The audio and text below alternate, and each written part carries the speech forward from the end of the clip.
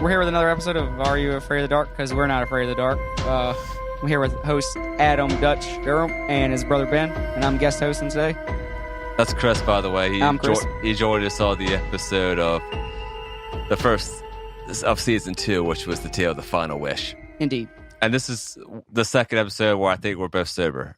Or all three sober, right? Yeah. Yes. Yeah, Ben got a little carried away there towards the end of season 1. Although I expect by next week we're going to be drinking again, right? Yeah. Indeed. But let me tell you, when I listen to those, man, I am faded right on out. I'm done ski. I think it adds a lot to the show, though. I love it. I mean, well, I have had some people comment that they loved it because it was so fucking funny of how things got. And even if they weren't fans of the show, they actually like listening to it. Yeah, my favorite, I think, was the Nightly Neighbors episode with the commentary happening because we go off topic like I've never seen. Like, just random shit happening. Yeah, but the 90s is worth doing that with. Yeah. We're at the tale of the Frozen Ghost. Do you guys remember this? I do. I do not. It's one of the most memorable episodes back then. It's ranks as one of the top episodes of the series. The top. Yeah.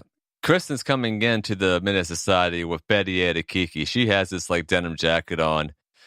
Kiki and Betty Ann are like panning behind. Yeah. They say, how can she walk so fast in the heat? And yeah, I've referenced this episode before where they had a heat episode. And here they are by a campfire, and they're all complaining about it as well. They're all wearing jackets, strangely enough. Yeah. No, they're not. Only she is. Yeah, but they're wearing way too much clothes. Yeah, well, Kiki has on a fucking overalls. And yeah, shirt or something. Yeah, she does roll it out with like shorts. Oh, that's her shirts and like character. She's like a painter. David even says we should call it the Heatwave Society and have the meeting by his uncle's pool.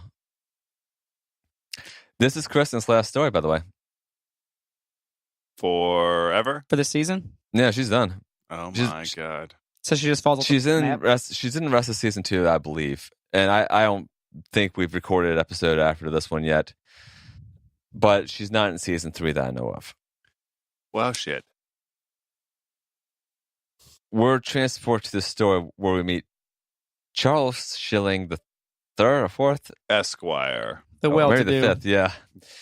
He's sent with his babysitter to stay at his aunt's house since his parents are going to a wedding out of town. They say it's been one of the coldest winters in Canada, apparently, in years.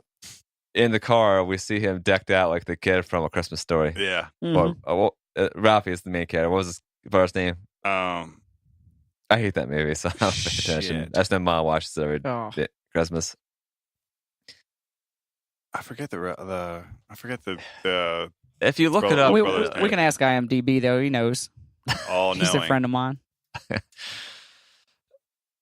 yeah, Chris, Another reference yet again to Heat. You notice how he was bundled up, plus all the bundling of the people.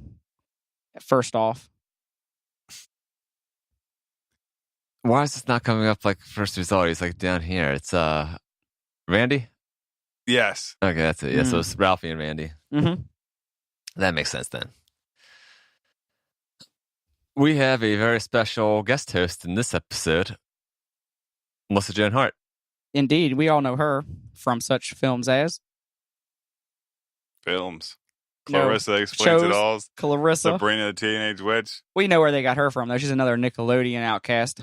Outcast, what are you talking about? She had Or one of the top Incast. shows. She had one of the top shows at the time. Clarissa Explains It All, I remember, was big So it makes When- perfect when sense to this- put her in Alone in the Dark. when this episode first came out, yeah. And in terms of films, I was just thinking of that 90s movie, Can't Hardly Wait. She was in that. Mm-hmm. Does she have a cross eye? No, Oh, okay. she was in that. I watched this a few years ago. The one with not My Fake Fiance. I can't remember that. That part for this kind of funny though. It has Joey Lawrence and with Didn't Melissa Joan Hart in here. she try to do some She did TV show where she was like getting married or she was newly married?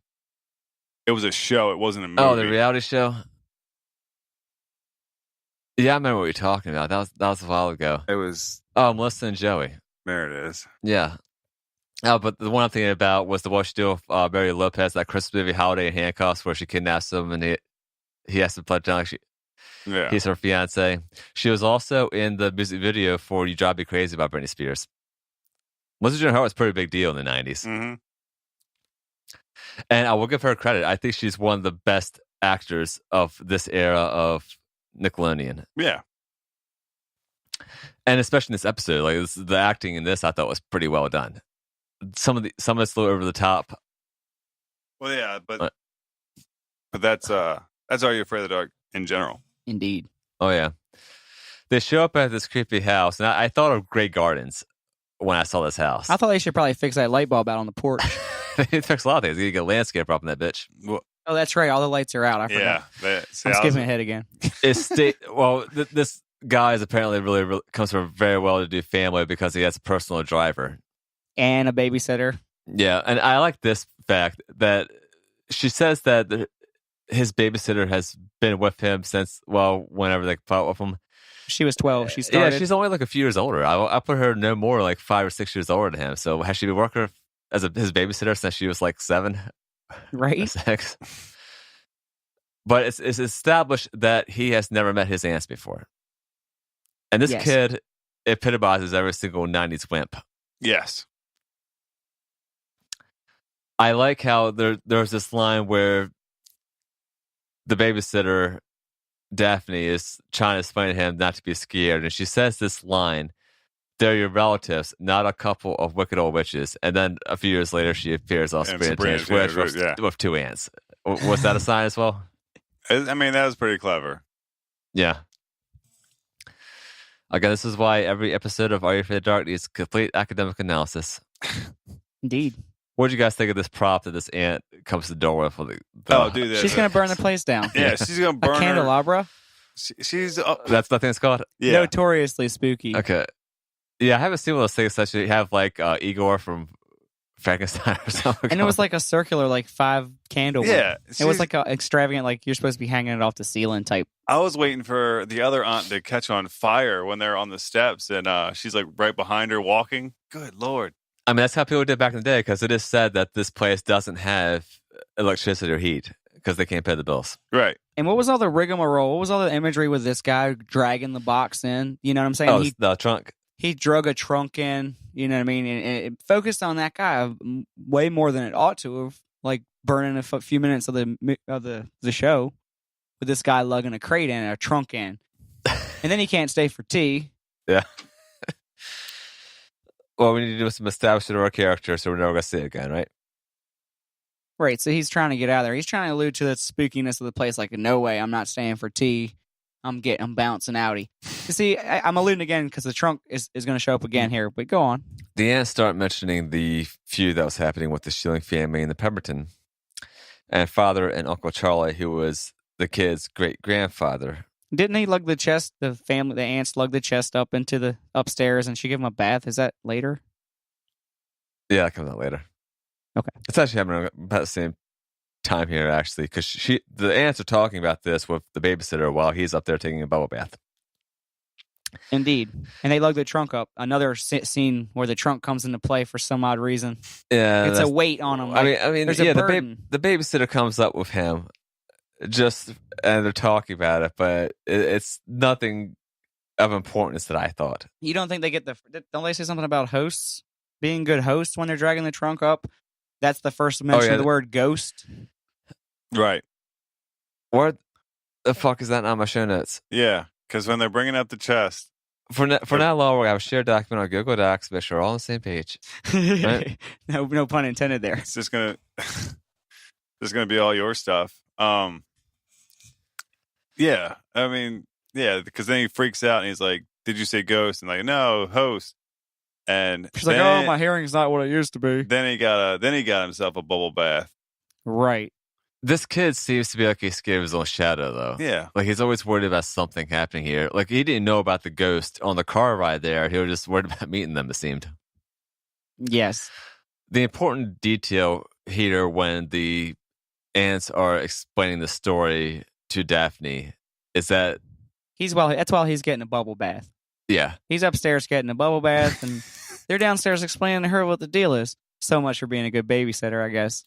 What, she gonna fucking rub his testicles or something like that? I mean, she drew the bath for him. I figured she'd have a sponge or something. Hey, what surprised me? They mentioned that there was a common criminal working on the farm, but the uncle didn't know he was a criminal. So the police caught him, put him on a train, back to prison, but he never made it to prison. The train crashed. Emerald was killed, but they never found the body. And Charles is freaking out of this bubble bath. I was expecting like the scene from Nightmare on Elm Street to come here where Freddy Krueger's claw comes up. You know what I mean? I was expecting when he submerged his head for the ghost to be next to the bathtub, but I mean, this was a great time for Mr. Bubbles product placement, and they just let it slide.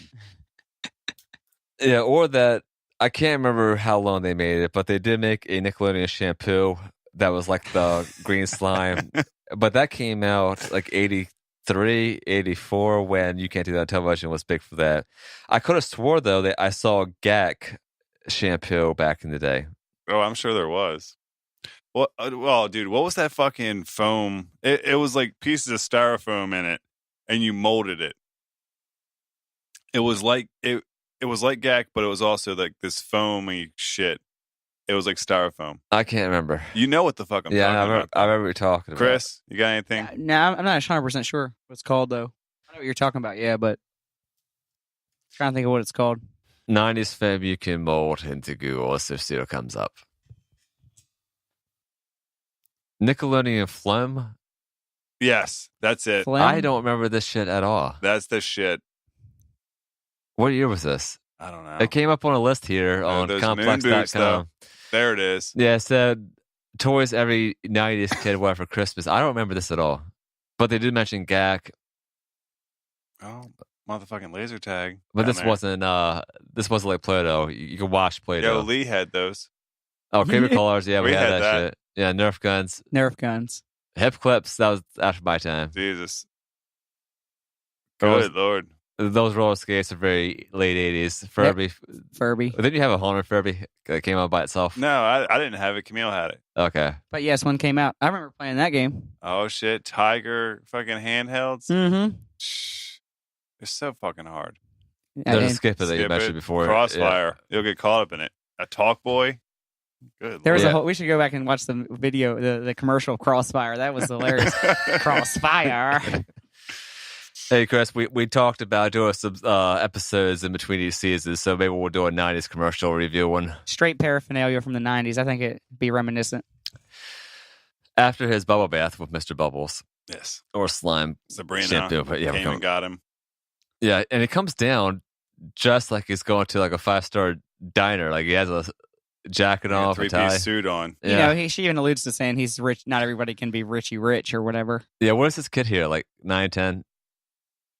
I'd give him 10. Yeah, they were pretty proper to dress themselves up like that. I mean, even some of the rich kids I've seen elsewhere will just well coming down there wearing whatever. She mentions the ghost again, but then the aunt says they shouldn't talk about it, but she's like the one who brought it up. Yeah. Let me tell you. Both aunts are reluctant to talk about it. Well, no, the fucking Aunt Zelda, she'll talk about it, but the other one just puts the kibosh on that shit. He seems incredulous when he sees it. Like, you know, he seems really, his eyes like bug out when she's like, "No, we're not afraid of ghosts, are we?" Adam, I saw the smirk. Chris, do you know who Aunt Zelda is? I have no idea, sir. Adam. She's one of Sabrina, right? Yeah. She's one of the aunts from Sabrina. Oh, But I like how I see what you did there. Yeah, Daphne is playing the badass there. She's not afraid of Yeah. the dark. maybe she's just trying to toughen up the little one, the boy. Well, you figure she'd been with them for this long. I mean, they have to trust this girl. They're sending a teenage girl with their adolescent son to aunts that Haven't seen him since he was a baby. yeah, a pretty big step. It's been a while, so they trust this girl. You figure that she may have had more influence on him by then, right? Well, I mean, what he does behind closed doors, that's fucking his business, okay? At night, he starts having some nightmares. He sees in this image about some guy asking for the kid to give something back. He wakes up in a cold sweat. Then he sees the ghost outside. He says it's cold. What'd you guys think of this ghost? All right. He was pretty colorful and light. He was like, glowing. Now, let me say this. All right, if this is the robber, the criminal, he's a pretty fucking terrible person to steal that little kid's coat like that. Yeah, that was pretty fucked up. Yeah, what's the connection here between the kid and the robber? It doesn't say. We'll see it later on in the episode. I see. But we do know that he was scared of him. And this ghost is cold. Yes, he says. Which is a polar opposite from the beginning, where everything was about heat. The kids coming to the campfire was heat. The coat on was heat. The bubble bath, I'm assuming, was hot. But see, that's the Possibly. That was the pitch. Like, she's going to tell a story about being cold because it's so shivers. hot. Yeah, I was going to give them the shivers. Yeah, so now we're going to be transitioning here with this cold. He comes into Daphne's room and gets kicked out. And I thought that was kind of a funny scene. And see, that was the funny scene because, Chris? Because he's got a really skinny neck. That was my segue from last one. If you can't help but look off to the side there where the shadow's being cast, and he has a little teeny tiny neck on like a big old head. You got to check it out. It's a pencil neck. Yeah. Dude, it's so funny to look at. Like, we couldn't even look at the TV. We were laughing. That was the first thing I thought was like, look at that little skinny shadow neck. Yeah, we need to do more of these live commentary episodes, right? I thought the cinematography of this episode was very good, by the way. Well, yeah. Oh, and this was directed by Ron Oliver. It's just other great episodes of Are You Afraid of the Dark? Clarissa brought in her team to shoot this one. Well, Ron Oliver worked this for the same woman who wrote this, or the same person, also wrote the Lonely Ghost episode. So are they any relation to her? I mean, if she's got Sabrina later, I mean, are these people like her cousins? They're not her family. They're his family. But I mean, in real life. No, probably not. At breakfast, Charles is quiet. He's pretty ticked off at her for not believing him. Yeah, he says that the ghost talked to him again. And the aunts admit that it's never talked to them before. No, I thought the aunts were finally about to come out with it now. They are. Oh, yeah, they're about to. Because they trust Daphne more. Daphne gets curious. They come out and tell the truth. One aunt kind of plays off and says that the ghost hasn't come in the house. Like, that matters. The ghost is still outside. Yeah, if it came inside, it'd probably be warm, right? Maybe, though. Their power's out. And, well, we'll get to that. I like the acting of one of this aunts, though, because she's very, a little over the top with a little bit of her. Every story is really exciting. There's no man in the picture here. We got two women living in an old spooky house. Yeah, the only man you saw was the driver and the criminal. Right. Yeah, because the handyman got tired of fucking getting paid in meatballs and left. There is a mention of Walter, the handyman, yes. What was that, Friday the 13th reference, Ben? What, getting paid in meatballs? Yeah. Wedding singer. I haven't seen that in a while.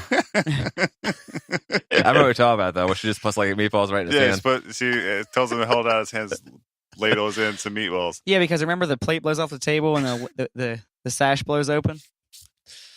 No food, or the window. No food hit the ground, though, shockingly. If anybody else, wind blew a plate off the table. You would think maybe some food would hit the ground, but no, she swooped that up with one spell swoop, like nothing. Yeah. No, it was a pie. It blew a pie over. Yeah, but none of it hit the floor. It was straight on the plate still. It broke the top of it. That's pretty much you got to throw it away now. Yeah, that's true. They say the little boy lived at a neighbor's farm. It says he used to come in the house to try to steal cookies. Yeah, she was so excited about that line. Yeah, I laughed when that happened. They say they don't know exactly what happened, but they found him dead, all curled up in the woodshed, frozen to death. Charles asks if they're going to freeze too, since the fire's out. Daphne says she'll go get some wood. And this kid's out like a real pussy out here in the woods. But I remember also, Ben, we used to play in the woods out here in December. And I fucking hated that, man. I want to be out there where it's windy and 20 degrees. Oh, man, that was the best. Your hands are numb. I mean, I wasn't afraid of playing outside and building stuff, but I wanted to do that when it was 80 degrees outside. We also weren't fucking rich, so we made the best of it. Yeah. They hear a noise. Actually, Daphne gets pissed off at him. Just throws mud right on him. I remember that scene from as a kid a lot. She's tired of that rich kid type entitlement, She's like, I'm going to get you dirty. Yeah, I'm surprised she didn't do it a lot sooner. I remember watching this episode when it first came out, Ben. I think it was out at grandparents' house. Oh, shit. Were you like, that bitch? He also doesn't want to chop wood, remember? He's like, I'm not allowed to touch sharp things. Like, wimp, of course, like you were saying. Yeah, get calluses. Yeah, he thinks she's going to wipe his ass for him. Wow. You notice that axe has a double blade? It's not like a wood. It's not like That's a wood. a fire axe. It's like a double axe, yeah. Like a battle axe. And these ants don't have another handyman right there, so they're outdoing this, right? Yeah. It's like, go ahead. They trust him. And hardcore, like back in the day. With their liver spots and arthritic hands. They hear a noise. Looks out. They hear a noise, and that's when Clarissa walks off. Yeah, and then the footprints start to appear in the mud. Pretty good special effects for that ear. For the time. Yeah. Looks a little dated now, but back in the day, we didn't care. He sees the ghost, freaks out. He goes to find Daphne. Then she sees it well, but doesn't freak out. And asks what it wants. Says I'm cold. He keeps repeating, I'm cold, or something to that effect, too. Yep, he looks out, sees the log from the dream. He's pointing down and realizes that the bad guy took the coat. Yeah, this guy's an asshole. He still looks as good. Of a bitch. The kid materialized and wore the coat, was no longer white. But my question is, like, we had this thing bent also, and the same person wrote that Lone Ghost episode. Why couldn't the ghost just up and reach and get that fucking coat? Just like Lone Ghost, they couldn't deliver the locket. Why? Well, yeah, because they didn't have a problem putting the coat on. Well, yeah, yes. But he had to be given the coat. Like he can't. He's got ghost hands. That the key came out of the jacket, by the way. Yes, to give it the flu key. Yeah, once the ghost goes back to normal and disappears, Daphne sees it, goes, and they find out it's part of the old stovepipe. I haven't seen the stove, by the way. It has a key to it. Okay, hold on. Elaborate for us here. Thought the ghost was never in the house. How the hell did he get the key? There you go. He had it when he wasn't a ghost. Okay. Because that's established in this next part here. Instead of stealing cookies, he was stealing... He had a stovepipe, yeah. But this is the part. Yeah, they put it in. It opens up with a bunch of gold coins, jackpot. And then they know that the criminal hid the gold in the stovepipe. The little boy saw it when he was looking for cookies. So he probably took the key, ran out, and that's why the criminal wanted to get him, because he had the key. But what's the story arc behind the robber dying in the train? There is none. It was just filler. It was before he came to work for the farm, apparently. Okay. I think. No, it was after. Okay. How would he hide the chocolate gold in the stovepipe and not fuck with the kid? It had to be. He had to die afterwards. And why is the kid constantly hollering that he's cold? Because he doesn't have a jacket anymore. The robber took it. The robber took his jacket. Yeah, when he stashed it. And the key fell out when the robber took it all out and couldn't find it. Apparently. I see. But anyway, it's a complex story arc for a young kid. It's chocolate money. They're not going to be rich. It's chocolate. There's no soot on the money. They said they won't have problems with money again. Yeah, because Social Security is not working out too well for them right now. Well, they're only getting the value of the foil, because if you look at those coins, it is fucking chocolate coins. We talked about Are You Afraid of Dark's prop department before. Like, I'm pretty sure at least 2 people got fired in the process of making this. Although my favorite has to be the table in The Neighbors, where it's not big enough to hold them. Yeah. Transported back to the Menace Society, we see Kiki all bundled up. Is she? Yeah, she's wearing more clothes now. And Gary mentions that he declares the Heatwave Society closed, and it has this really abrupt ending here. Just close it. I know where it is and put the fire out. Well, maybe they're going to burn this place down. Final thoughts, guys? Ed must have gave Kiki a real shiver. This one, I mean, it aged relatively well. Like, okay, the I'm cold line, within, it's saying it 3 times within the course of 1 fucking minute. That could have got a little tired. But this story of like a ghost being cold and getting a sweater or something like that, like, this has been said before. So I mean, it's something that carries on. A repeating theme, absolutely. Yeah, I think Are You Afraid of the Dark's ghost stories hold up the best. I'll agree with that. Well, is this one of the best ones? I'll put it in the top 10 of the series, especially because Melissa Joan Hart. Oh. So bad news. I'll agree. She How many hasn't episodes was she in? just this one. She's listed on Mr. Skin as no nudity.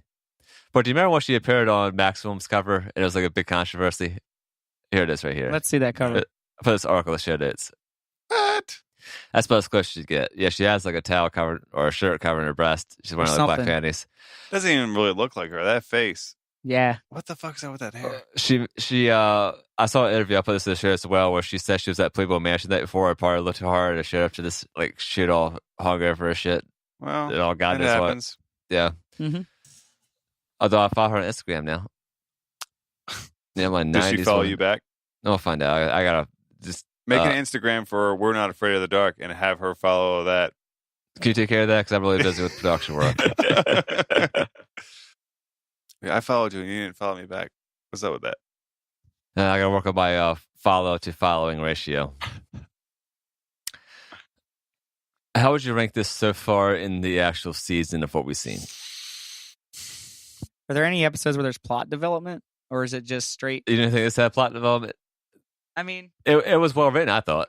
What's the point of having the kids having a thing around the fire? I mean, are we going to advance their storylines, or are we just going to just tell stories all day? I don't think you've seen the most episodes lately, Chris. No, I haven't. That's the whole point of the series, of telling ghost stories around this. Well, the first two, okay. Okay, so let's see. So far in season 2, we've done Final Wish, Frozen Ghost, the one with the 13th floor. What else? Midnight Menace. Did we do Midnight Menace? Yeah. We did a live version of that. We did the Dream Machine recording. Yeah. We did Locker 22. Okay. Yeah. Well, we're about halfway done right now. It outranks, I would say, all of them. But, this is a really good season. Yes. So, I can't rank. I think the only mistake they made thus far, and I can't really say a mistake because they ended up getting this going for a long time as popular series. They should have had a stronger season opening. I thought the Final Wish should have appeared a little bit later and put us a little more terrifying. Yeah, you don't have the Final Wish being the first episode of the second season. Yeah, but again, we talked about this before, where back then, I don't remember people were saying about seasons all the time. We look for new episodes, but it wasn't like nowadays where you say, oh, I just watched the whole season of this on Netflix the other night. Back then, it was just everything was in reruns constantly. It should have aired the whole year, but you've had new episodes like every May through September. You know what I mean? I watched the episode this week, instead of, oh, yeah. Yeah. I got a Mountain Dew Code Red and a bag of Doritos and binge watched something. And binge watched Forensic Files for 2 days. And you guys said you didn't remember this from back in the day? I did. Oh, you did? I didn't. Chris, what was your history with the show again? I mean, I've seen a few episodes back in that time period, but it's been a long time. You realize since these shows were on air. Did you watch the series when it came back after being off air for like 3 years, like 1999 and 2000? No, I didn't. I don't think I did. I know Camille, our sister, did, but I haven't talked to many people who remember those episodes at all. I remember it coming back, but I don't remember anything beyond that. Thanks for listening. Please join us next week for the Tale of the Whispering Walls. Be sure to rate and subscribe to us. It's produced by Modulation Studios. You can contact us at modulationstudios@gmail.com. Thanks. Houdini, when we leave you in your casket, that's tragic. Beat me and my genie flying past it. I'm Aladdin getting blasted, blasting this rap shit. Plaster blacking out, talking smack with savage crackers. I'd rather be a jackass than average, I guess. I'm just established at that practice, like a master, no less, the best.